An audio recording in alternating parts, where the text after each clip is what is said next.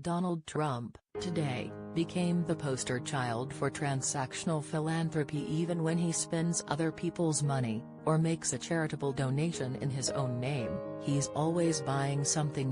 What Trump did with the Donald J. Trump Foundation was illegal, both according to the New York Attorney General, who filed a lawsuit Thursday against the foundation, Donald's Sr. and Jr., Ivanka, and Eric Trump, and according to basic common sense. If you're getting something in return, it's not charity, it's a deal. The law goes to great lengths to draw a line in the sand, to say that when you're self-dealing, or really making a purchase rather than a donation, then that's not a charitable activity. Donald Trump completely ignored that line and indeed went so far across it that it was barely even visible anymore. That line, between a donation and a purchase, is not always obvious. If you walk into a local store and buy a tote bag, that's a purchase. But if you give money to your local public radio station and receive a tote bag, what's that? When you spend $200 a head on a fancy meal from a celebrity chef, that's a purchase. But when you spend $2,000 a head on the same meal at a gala dinner, what's that? If a company spends tens of millions of dollars to put its name on a sports stadium, that's a purchase. But if an individual spends tens of millions of dollars to put his name on a hospital, or a concert hall, what's that? Philanthropy has increasingly adopted what fundraising consultant Larry Raff calls a purchase and sale mentality, which of course is entirely natural for someone with a zero-sum worldview of Donald Trump. When Trump spends money, he always wants to get back, in return, more than he spent.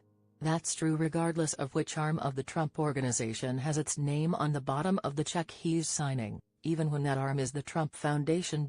In Trump's mind, the Trump Foundation was never really a charitable foundation. Instead, it was little more than a money laundering machine. What Trump did, however, was not in any of those legal gray zones. Most people understand this. If you spend $2,000 at a gala dinner, you don't deduct the full amount, you can only deduct the amount greater than the value of the dinner consumed. If you donate a painting to a charity auction, you can deduct the value of the painting. If you buy a painting at a charity auction, however, that's a purchase, for which you can't use tax-exempt funds. Donald Trump ignored all those distinctions, and Thursday's complaint has countless examples, from both business and politics. In January 2016, the Trump Foundation handed over some $2.82 million directly to Trump campaign staff, for them to disperse as they saw fit. Those donations were specifically targeted to states with upcoming primaries where Trump was running as a candidate.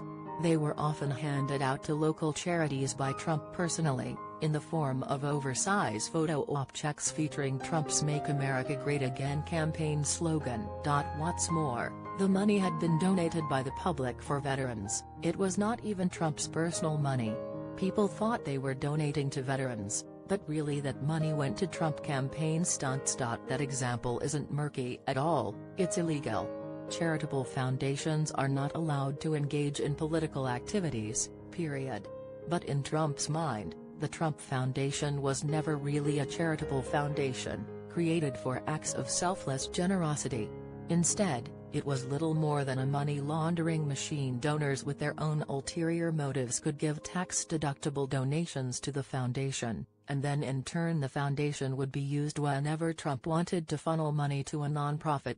When the Trump Organization wanted to buy a $5,000 ad for Trump International Hotels in D.C. Preservation League charity event programs, it used Trump Foundation funds to pay for it. And when Trump needed to pay the North American Land Trust to manage land he had donated under a conservation easement, he asked the Trump Foundation to write the $32,000 check. Even the land donation was transactional. Trump doesn't need to build on the property, he just wants to make sure that no one else builds on it.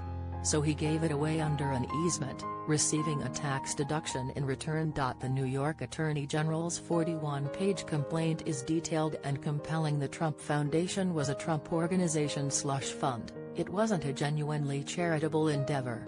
Most foundations are much more careful to have proper board oversight and to comply with all applicable nonprofit law.